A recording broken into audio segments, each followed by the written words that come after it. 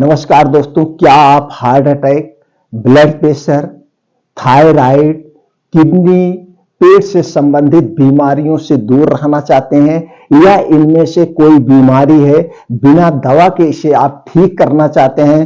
तो दोस्तों ये दो नियम अपना लीजिए। एक नियम शाम का और एक नियम सुबह का। ये दो नियम अपनाते ही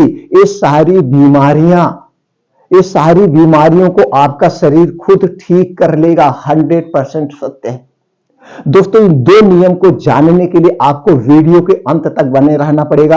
ये दो नियम कैसे है, इसका पालन आपको कैसे करना है, इसके बेनिफिट्स कैसे हैं, ये सारी जानकारी आप लोगों से शेयर करेंगे। और ये दो नियम का मैं पालन करता हूं दोस्तों, आप भी कर सकते हैं। आपको कभी भी दवा की जरूरत नहीं पड़ेगी, कभी भी एक टैबलेट की दवा जरूरत नहीं पड़ेगी दोस्तों। हमारे शरीर के अंदर ऐसे ऐसे हार्मोन्स होते हैं जो खुद ब खुद सभी बीमारी को खा सकते हैं। तो दोस्तों ये नियम कौन सा है, चलिए पहले जान लेते हैं शाम के नियम में। दोस्तों शाम का नियम, सबसे पहले नियम आप अपना लीजिए, सूर्य डूबने के 40 मिनट पहले खाने का नियम। सूर्य डूबने के पहले खा लीजिए। क्यों खा लीजिए, इसके पीछे भी रीजन है, रीजन को बता देते। जब आप रीजन जानेंगे तभी इसे आप अपनाएंगे। दोस्तों आप बस पंछी ले लीजिए, चिड़िया को ले लीजिए, सूर्य डूबने के बाद खाना नहीं खाते। इन्हें पता है आयुर्वेद के सिद्धांत को, आयुर्वेद के नियम को इनको पता है, और इसलिए चिड़िया को heart attack, blood pressure, blood cancer जैसी कोई बीमारी नहीं होती, वो लोग स्वस्थ रहती हैं। इसके पीछे का रीजन क्या है दोस्तों? हमारे पेट में एक जठर पाया जाता है, जठराग्नि। जठराग्नि उसका नाम ही है जठराग्नि, यानी वहां पे अग्नि जलती है।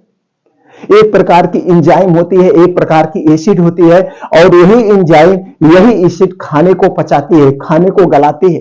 ये दोस्तों एंजाइम किस पे काम करता है? सूर्य की किरणों पर काम करता है।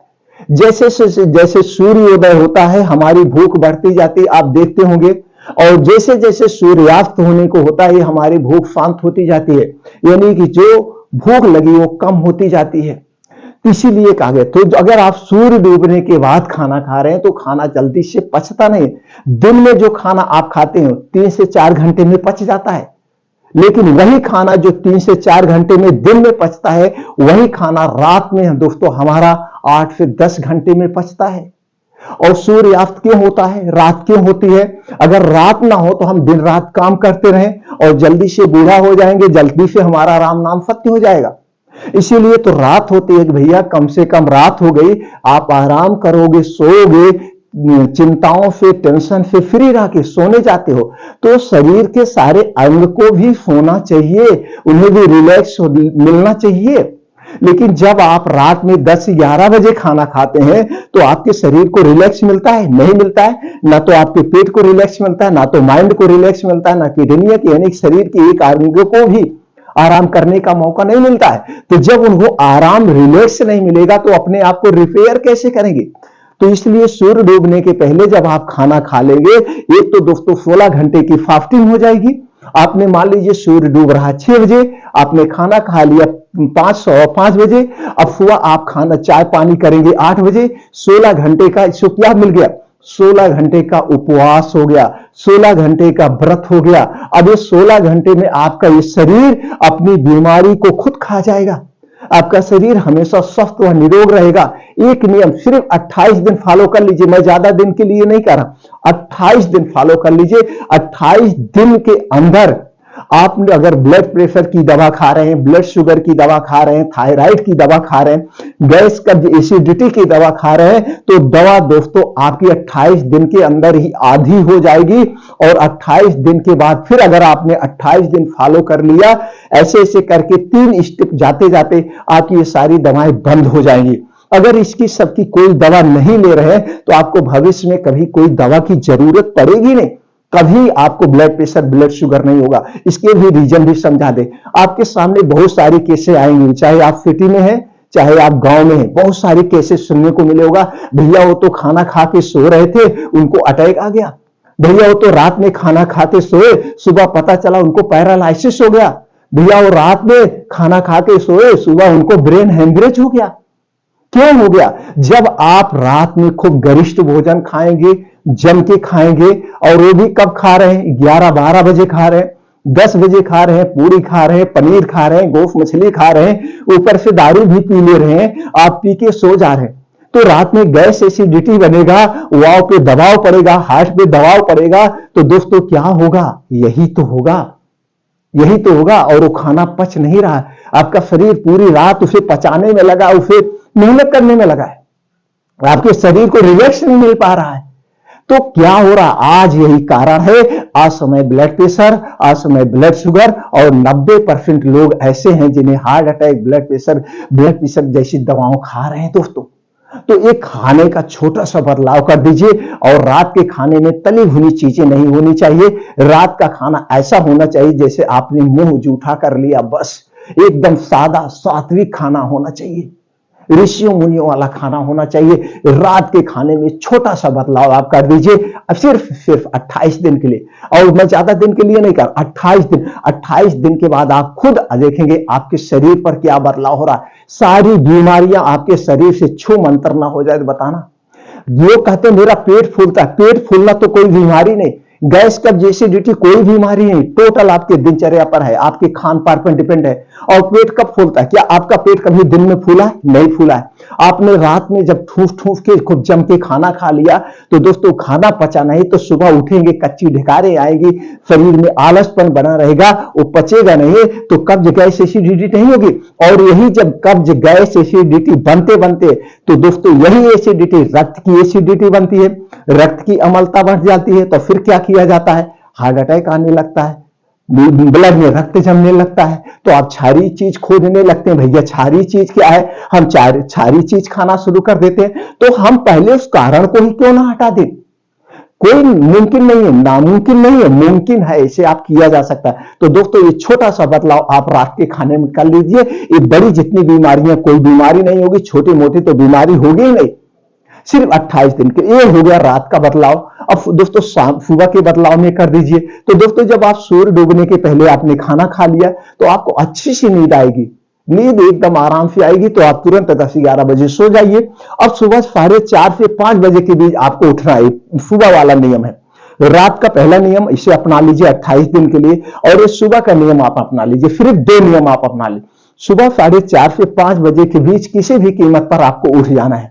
उठने के बाद 1 से 2 गिलास गुनगुना पानी पीजिए, आराम से बैठ के सिप करके इत्मीनान के साथ पानी पीजिए।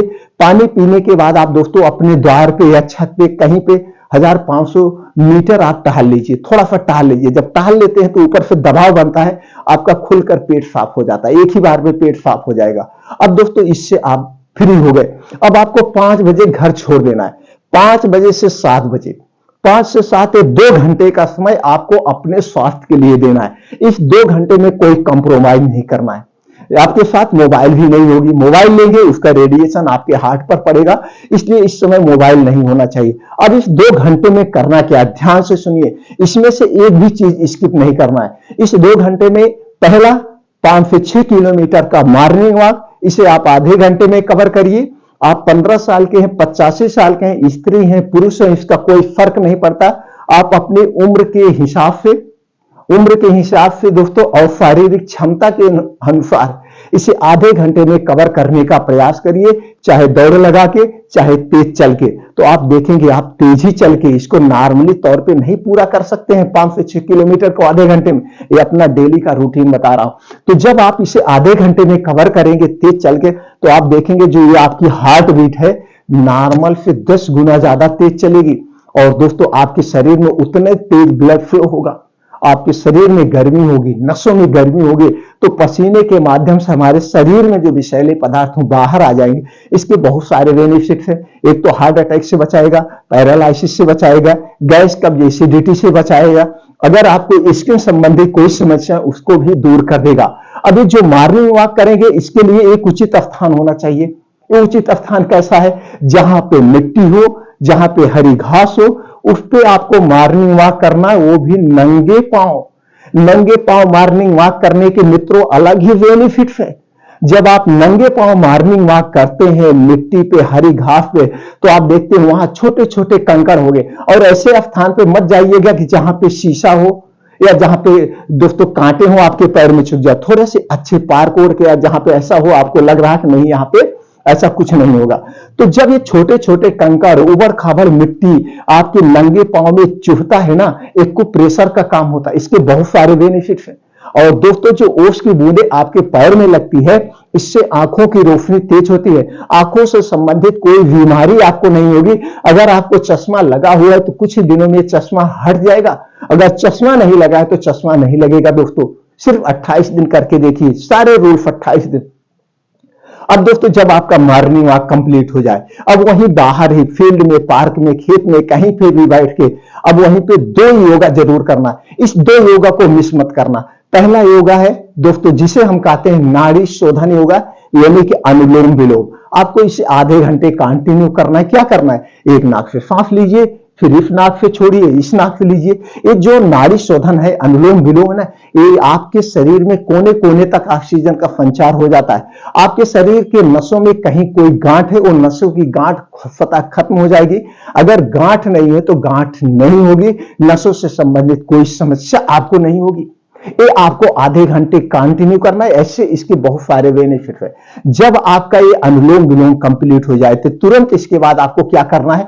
कपाल भाती 10 से 15 मिनट कपाल भाती आपको डेली करना है। कपाल भात करने के क्या बेनिफिट है? पाचन तंत्र से संबंधित, किडनी से संबंधित, आंतों से संबंधित, पेट से संबंधित जितनी भी अंदरूनी बीमारियों आपको नहीं होगी। अगर ये बीमारियां हैं तो धीरे धीरे आपका शरीर इसे खुद ठीक कर लेगा, खुद ठीक कर लेगा। लेकिन 10 से 15 मिनट कंटिन्यू आप। अब ये 2 योगा जब आपकी हो जाए तो वह भी आपके पास समय है, वहीं बैठ के कुछ और करिए अपने शारीरिक क्षमता के अनुसार।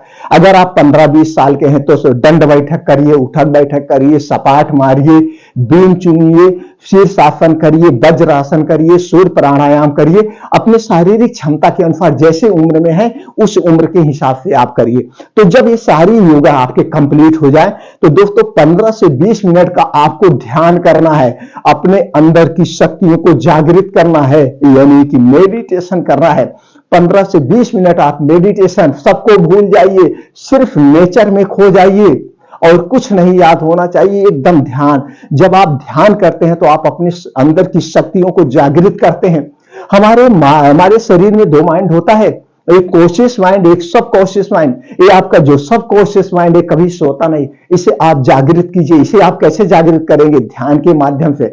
इसे पॉजिटिव सोचिए हमेशा, किसी के प्रति कभी बुराई मत सोचिए। किसी के प्रति, अगर आप दूसरे के प्रति बुराई सोच रहे हैं, भैया उनका बुरा हो जाए, तो दूसरे का नाम नहीं जानता, सिर्फ ये बुरा शब्द जानता है। तो बुरा चाहे उनके ऊपर हो चाहे आपके ऊपर, ये बुरा बुरा बुरा शब्द हमेशा लाता रहेगा। गलत वही चीज आपके साथ घट जाता है, वही घटनाएं आपके साथ घट जाती है। इसीलिए इसे हमेशा पॉजिटिव रखिए, सकारात्मक सोच रखिए। तो आपको मेडिटेशन करना। अब ये सारी चीजें कहां करना है? खुले आसमान के नीचे। अब खुले आसमान के नीचे जब आप प्रकृति के नीचे करते हैं तो दोस्तों आप देखेंगे सुबह सुबह सूर्य की लालिमा निकल चुकी होती है, सूर्य की किरणें निकल चुकी होती है। और यही सूर्य की किरणें दोस्तों, यही सूर्य की किरणें क्या करती हैं? आपके शरीर को वज्र बनाती है। क्योंकि सूर्य की किरणों में, सूर्य की रोशनी में दोस्तों इतनी शक्ति है कि किसी टैबलेट कैप्सूल में नहीं है, किसी डाइट में नहीं है। सूर्य की किरणों में कैल्शियम और विटामिन D3 प्रचुर मात्रा में पाया जाता है, प्रचुर मात्रा में। आपके शरीर में कभी कैल्शियम और विटामिन D की कमी होगी नहीं, और इस विटामिन D और कैल्शियम की वजह से कभी आपके शरीर में कोई रोग नहीं होगा। आपकी हड्डियां मजबूत रहेंगी, आपकी इम्यूनिटी स्ट्रांग रहेगी। इसलिए खुले आसमान में सारे योगा करना है, मेडिटेशन करना है दोस्तों। पूरी जिंदगी आप स्वस्थ निरोग रहेंगे। सिर्फ आजमा के देख लीजिए, ये 2 नियम आप फॉलो कर लीजिए, सिर्फ 2 नियम। कितने दिन के लिए? 28 दिन के लिए, ज्यादा नहीं।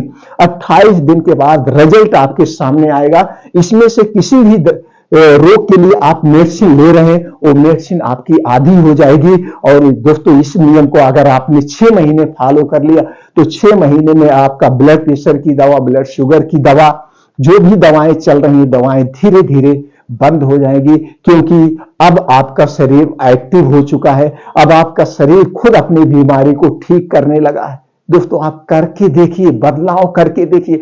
दोस्तों करना क्या है? कुछ नहीं करना है। अगर आप बिना दवा के जीना चाहते हैं तो इतना तो कर ही सकते हैं। तो दोस्तों उम्मीद करते हैं कि जानकारी आपको अच्छी लगी होगी।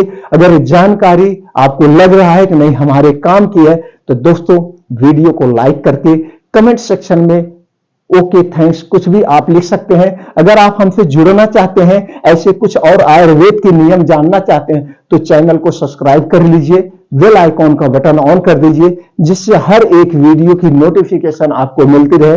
फिर मिलते हैं मित्रों ऐसी ही और महत्वपूर्ण जानकारी के साथ अगले वीडियो में।